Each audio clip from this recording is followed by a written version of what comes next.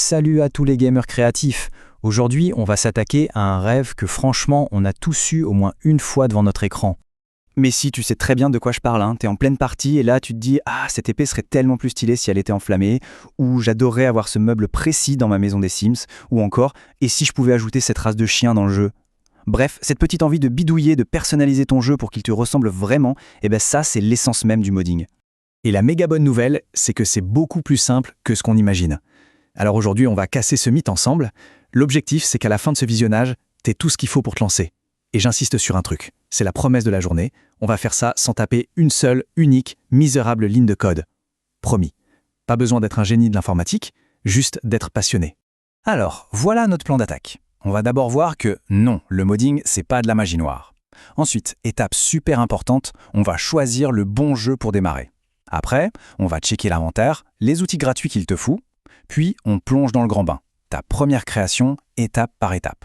On verra aussi comment partager ton chef-d'œuvre et on finira avec les petites erreurs classiques à éviter. Allez, c'est parti. Ok, premièrement, on respire un grand coup. Le modding fait souvent peur. On imagine direct un type dans sa cave face à des lignes de code vertes qui défilent sur un écran noir genre Matrix. Oublie cette image, c'est complètement dépassé. En fait, un mod, ça veut juste dire modification. Ça peut être un truc tout simple comme changer la couleur d'une voiture dans un jeu. C'est ce qu'on appelle un reskin. Mais ça peut aller beaucoup plus loin. Certains mods sont tellement énormes qu'ils sont presque des jeux à part entière, avec des nouvelles quêtes, des nouvelles zones, tout ça. Mais le point commun, c'est que c'est toujours fait par des joueurs, pour d'autres joueurs. C'est une histoire de passion et de partage. Et là où ça devient vraiment génial, c'est que les développeurs de jeux, pour la plupart, ils adorent ça. Pourquoi ? Parce que les mods, ça fait vivre leur jeu pendant des années. Du coup, beaucoup d'entre eux, comme Bethesda avec Skyrim par exemple, te donnent carrément les outils officiels pour le faire. C'est ce qu'on appelle un mod kit ou un SDK. En gros, ils te préparent tout le terrain pour que tu puisses t'amuser sans te prendre la tête. Bon, maintenant qu'on a vu que c'était accessible, on arrive à la question la plus importante. Sur quel jeu tu vas faire tes débuts ? Et crois-moi, c'est un choix super stratégique. Choisir le bon jeu, c'est la différence entre prendre un plaisir fou et avoir envie de tout jeter par la fenêtre au bout de 10 minutes. Pour pas se tromper, il y a des champions de toutes catégories. Le roi, l'incontournable pour débuter, c'est évidemment Minecraft. Avec un outil comme MC Creator, c'est simple. C'est presque un jeu de construction. Si t'es plutôt branché fringues, meubles, objets, alors fonce sur les Sims 4. C'est le paradis pour ça. Bien sûr, il y a le grand, l'immense Skyrim. C'est carrément une école de modding à lui tout seul.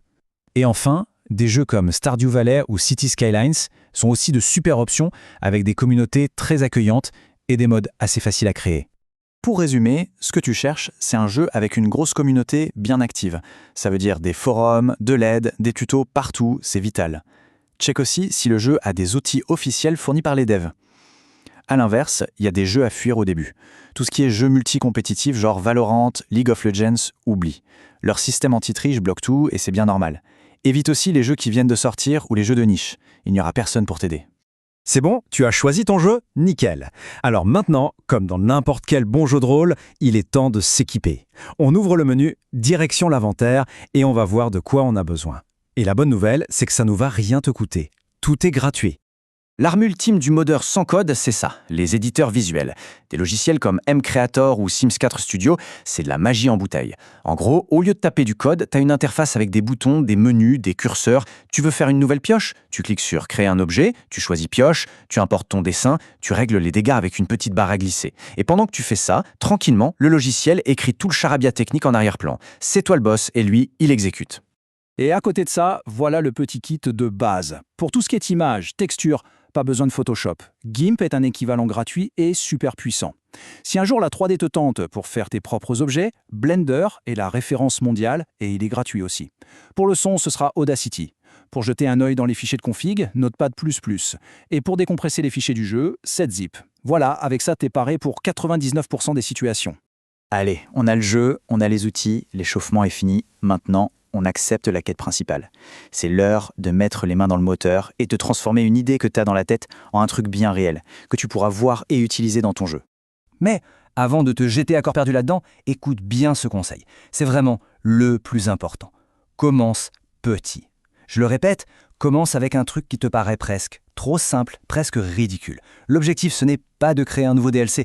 L'objectif, c'est de réussir à faire un truc, même minuscule, et de comprendre tout le processus. Une petite victoire, c'est ça qui va te motiver pour la suite. Bon, concrètement, ça se passe comment? On va prendre un exemple tout bête. Tu veux que l'épée en fer de Skyrim soit rouge. Première étape, l'idée est là. Une épée en fer rouge. Deuxième étape, la chasse au trésor. Il faut trouver le fichier image de l'épée en fer dans les dossiers du jeu. Troisième étape, la partie créative. Tu ouvres cette image dans GIMP et tu la passes en rouge. Quatrième étape, tu remplaces l'ancien fichier par ton nouveau fichier rouge. Et enfin, cinquième étape, le moment de vérité, tu lances le jeu et tu pries pour voir ton épée rouge. Si ça marche, c'est le bonheur. Si ça marche pas de stress. On cherche pourquoi, on corrige et on reteste. Ah, et j'allais oublier la règle d'or, le commandement numéro 1 du modding, avant de toucher à quoi que ce soit, tu fais une copie des fichiers originaux et tu la mets de côté en sécurité. C'est non négociable. Crois-moi, ça t'évitera de devoir réinstaller tout ton jeu parce que t'as fait une bêtise. C'est une leçon que tout le monde apprend un jour, autant l'apprendre sans douleur. Et voilà, ton épée rouge est là, elle brille, elle fonctionne, bravo, tu as créé ton premier mode. La suite logique, et c'est peut-être la partie la plus cool, c'est de partager ton butin avec le reste du monde et de voir ce que les autres joueurs en pensent. Pour ça, il y a des plateformes spécialisées. Le mastodonte, c'est Nexus Mods. Tu y trouves de tout pour des centaines de jeux. C'est le passage obligé pour Skyrim, The Witcher, Fallout. Pour Minecraft ou les jeux Blizzard, c'est plutôt sur CurseForge que ça se passe. Et enfin, il y a l'atelier Steam ou le Steam Workshop. Son gros avantage, c'est que c'est super simple pour les utilisateurs. Un clic sur s'abonner et le mode est installé. C'est hyper pratique. Petit conseil de pro quand tu vas publier ton mode, soigne la page de présentation. C'est hyper important. Personne ne télécharge un mode avec un nom flou et sans aucune image, on est d'accord. Donc prends 5 minutes pour écrire une description claire et surtout, fais des beaux screenshots. Mets ton mode en scène, trouve un bon angle, une belle lumière, ça donne 1000 fois plus envie.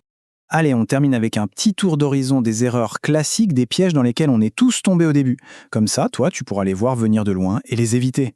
On en a déjà parlé, mais j'insiste lourdement parce que c'est l'erreur numéro 1, l'ambition démesurée.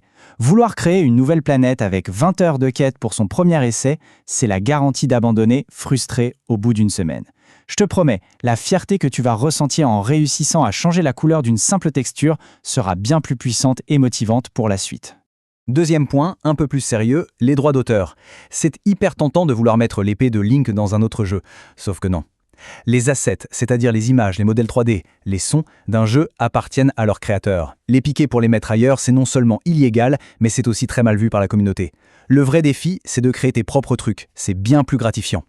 Et enfin, un dernier truc, sois sympa avec toi-même. Ton premier mode ne sera pas parfait.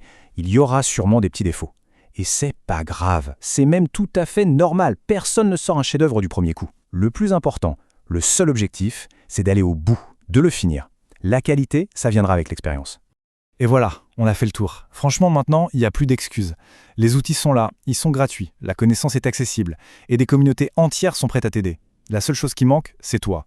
Le prochain mode que des milliers de gens vont installer, celui qui deviendra indispensable, qui sait, c'est peut-être celui que tu vas commencer ce week-end.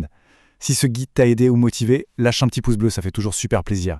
Et dis-moi en commentaire sur quel jeu tu penses te lancer, ça m'intéresse de fou. Abonne-toi pour la suite, allez, c'est à toi de jouer.